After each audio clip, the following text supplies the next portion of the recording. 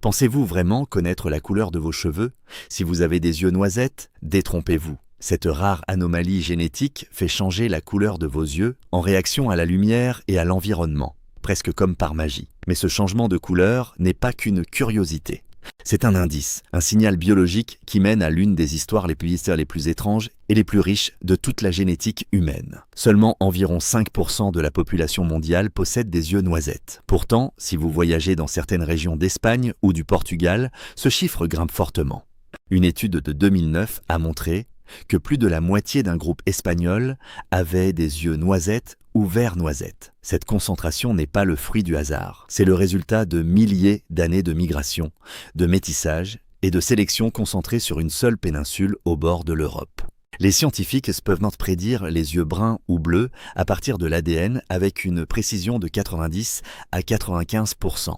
Pour les yeux noisettes, ce chiffre tombe entre 50 et 80%. Même les outils génétiques les plus avancés ne parviennent toujours pas à expliquer pleinement ce trait. Les cultures anciennes l'appelaient mystique, les généticiens modernes l'appellent complexe. En fin de compte, ils disent la même chose. Voici l'histoire de l'origine des yeux noisettes, pourquoi ils se sont concentrés là où ils l'ont fait, et pourquoi, malgré tout ce que la science a déjà découvert, ils restent la couleur d'yeux la plus mystérieuse de la planète. Tous les yeux noisettes ne se ressemblent pas. Il existe deux variétés distinctes. Le premier type comporte davantage de reflets verts, un noisette vert proche du vert pur mais plus chaud, plus nuancé, moins figé. Le second type penche davantage vers le brun.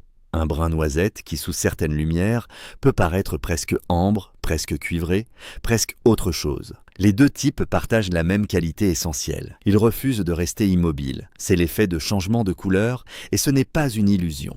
C'est la physique et la biologie qui agissent simultanément. L'un des mécanismes est la diffusion de la lumière, le même processus qui rend le ciel bleu. La lumière qui pénètre dans l'iris se diffuse d'une manière qui modifie la couleur perçue en fonction de l'angle et de l'intensité de la source. Changer la lumière change l'apparence de l'œil, mais les yeux noisettes ajoutent une couche supplémentaire de complexité. La répartition de la mélanine à l'intérieur d'un iris noisette est inégale. Il y a généralement un anneau brun autour de la pupille, avec des tons verts ou dorés qui s'étendent vers l'extérieur. L'équilibre entre la mélanine et la phéomélanine, les deux principales formes de pigments, détermine la quantité de lumière absorbée et la quantité de lumière réfléchie. Si cet équilibre change, la couleur change avec lui. Les couleurs des vêtements ou de l'environnement peuvent faire ressortir certains pigments et donner à l'œil un aspect plus vert ou plus brun. Certaines personnes décrivent même des changements liés à l'humeur, les yeux paraissant plus verts sous le stress et plus chauds dans le calme.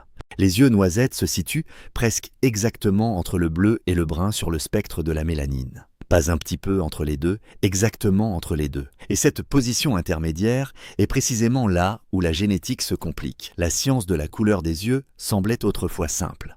Brun dominant, bleu récessif, un ou deux gènes faisant tout le travail. Ce modèle était faux. Et nulle part il ne s'effondre plus complètement que dans le cas des yeux noisettes. Les principaux acteurs génétiques sont OCA2 et HERC2, deux gènes situés sur le chromosome 15 qui régulent ensemble la production de mélanine dans l'iris. Les personnes aux yeux bruns portent des variantes qui stimulent et produisent un niveau élevé de mélanine. Les personnes aux yeux bleus portent des variantes qui la réduisent presque totalement. Les personnes aux yeux noisettes se situent entre les deux avec des niveaux intermédiaires qui ne sont ni totalement saturés ni totalement absents. Mais OCA2 et ERC2 ne racontent pas toute l'histoire, loin de là. Plusieurs autres gènes sont impliqués dans le résultat final. SLC24A4 et SLC45A2 influencent les niveaux de mélanine et aident à déterminer à quel endroit du spectre la couleur finale des yeux se situera. TIR et TIRP1 influencent la nuance et le ton. La différence entre un noisette brun plus chaud et un noisette vert plus froid. ACIP et IRF4 influencent la façon dont la lumière se disperse à l'intérieur de l'iris, contribuant directement à cette qualité changeante qui rend les yeux noisettes si visuellement imprévisibles. Ces gènes interagissent, s'inhibent et s'amplifient les uns les autres dans des combinaisons que les chercheurs s'efforcent encore de cartographier entièrement. Voici à quoi ressemble en pratique l'hérédité polygénique. Ce n'est pas un seul gène qui prend une seule décision, mais un réseau de facteurs génétiques produisant un résultat qui résiste à toute prédiction claire. Les yeux bruns et les yeux bleus peuvent s'être prédits à partir de l'ADN avec une précision de 90 à 95%. Pour les yeux noisettes, ce chiffre tombe entre 50 et 80%. Les cultures anciennes avaient donc pressenti qu'il demeurait ici quelque chose de véritablement irrésolu. La science le confirme maintenant. Les yeux noisettes restent en partie hors de portée de la prédiction, parce qu'ils restent aussi en partie hors de portée de l'explication. Les yeux bruns sont la forme originelle. C'est établi. Homo sapiens est apparu avec des yeux bruns, dont la forte mélanine protégeait l'iris dans des environnements équatoriaux où le rayonnement ultraviolet était constant. Pendant la majeure partie de la préhistoire humaine, il n'y avait pas d'autre option. Le brun n'était pas une couleur, c'était la norme. Les yeux bleus sont nettement plus récents, mais plus anciens que la plupart des gens ne l'imaginent. Une étude de 2008 avait initialement estimé que les yeux bleus étaient apparus il y a entre 6000 et 10 000 ans. Des recherches ultérieures ont repoussé cette date beaucoup plus loin. Certains chercheurs pensent que la mutation pourrait être apparue il y a jusqu'à 42 000 ans. Ce qui est confirmé, c'est une étude de 2016 qui a identifié des mutations liées aux yeux bleus dans la région HRC2, sur des restes humains anciens provenant du Caucase et d'Italie. Ces individus vivaient il y a entre 13 000 et 14 000 ans. Les yeux bleus étaient déjà présents en Europe bien avant l'arrivée des premiers agriculteurs. Ce détail est important en raison de ce qui s'est passé ensuite. Les chasseurs-cueilleurs de l'Ouest qui avaient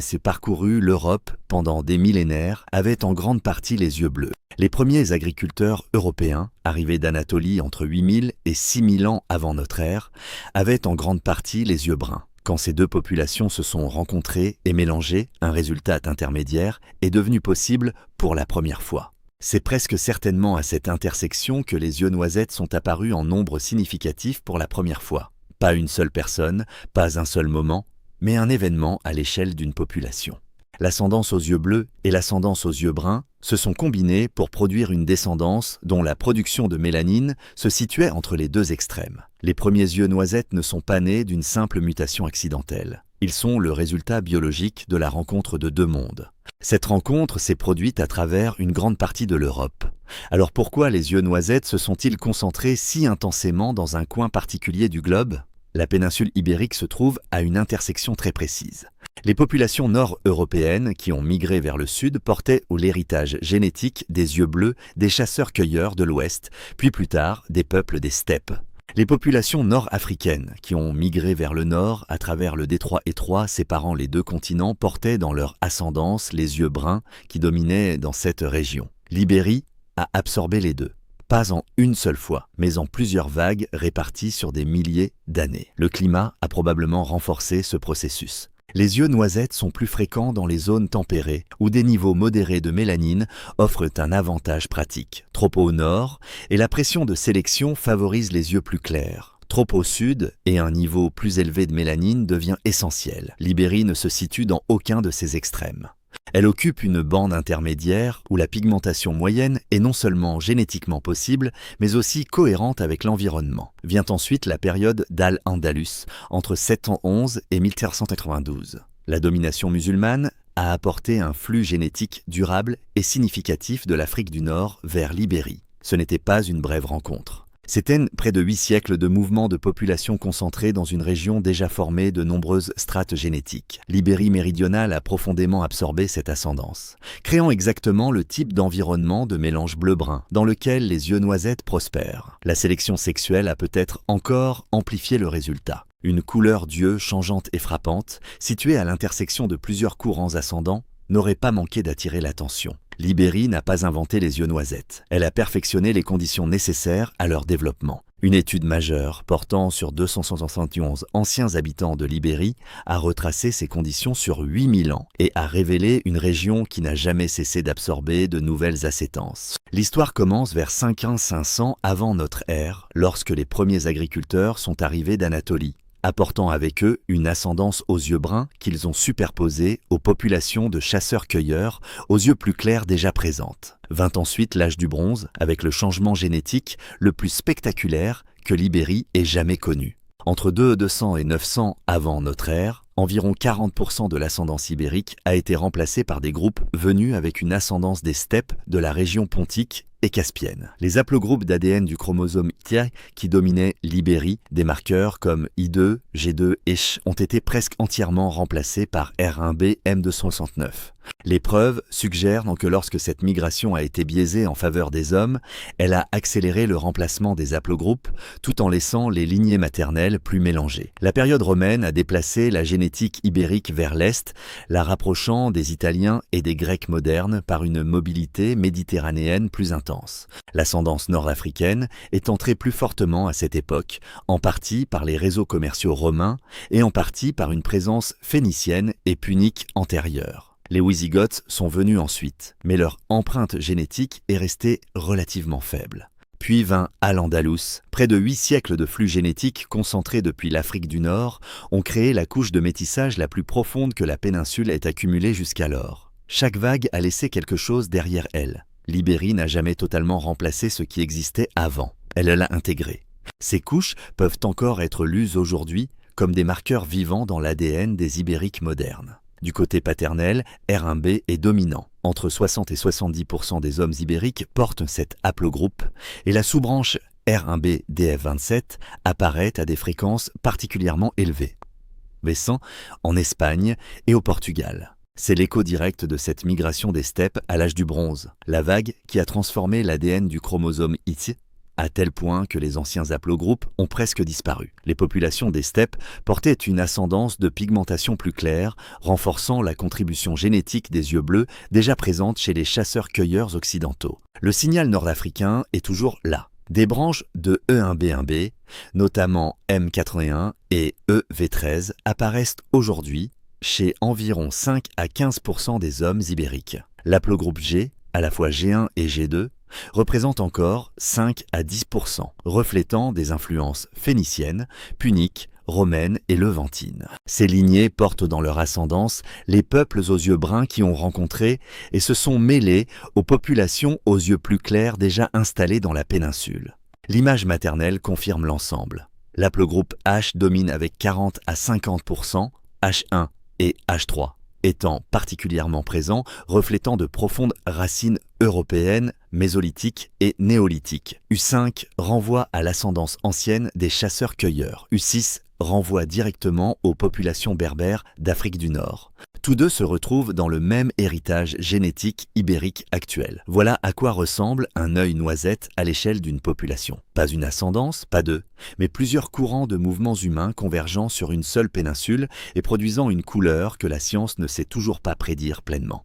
Et voici ce qui devrait véritablement humilier quiconque pense que la génétique a déjà refermé le livre sur la biologie humaine. Les yeux noisettes restent incomplètement expliqués. Pas pleinement expliqués, avec quelques détails laissés en suspens, incomplètement expliqués d'une manière qui touche le cœur même du trait et non ses marges.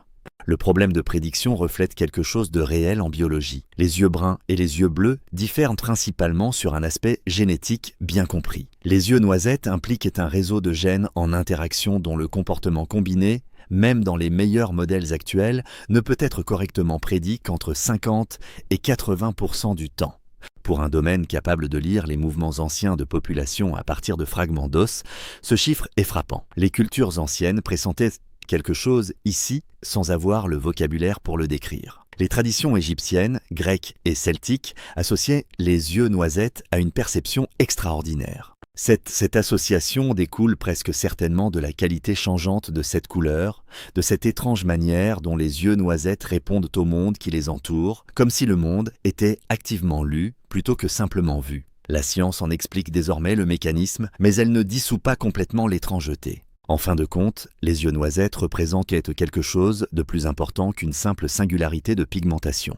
Ils sont une archive biologique du mouvement humain. Chaque fois que deux populations portant des ascendances différentes pour la couleur des yeux se sont mélangées, les conditions favorables aux yeux noisettes se sont améliorées. Les chasseurs-cueilleurs occidentaux rencontrant les premiers agriculteurs européens, les migrants des steppes entrant dans une péninsule déjà composée de plusieurs strates, les populations nord-africaines traversant vers l'Ibérie pendant 8 siècles de contact continu. Chaque rencontre a laissé une trace génétique, et les yeux noisettes sont aujourd'hui l'une des expressions les plus visibles de cette trace vivante à la surface de la planète. Nous savons d'où ils viennent, nous savons pourquoi ils se sont concentrés là où ils l'ont fait, mais nous ne savons toujours pas pleinement comment les prédire avec précision. Ce fossé entre ce que l'histoire révèle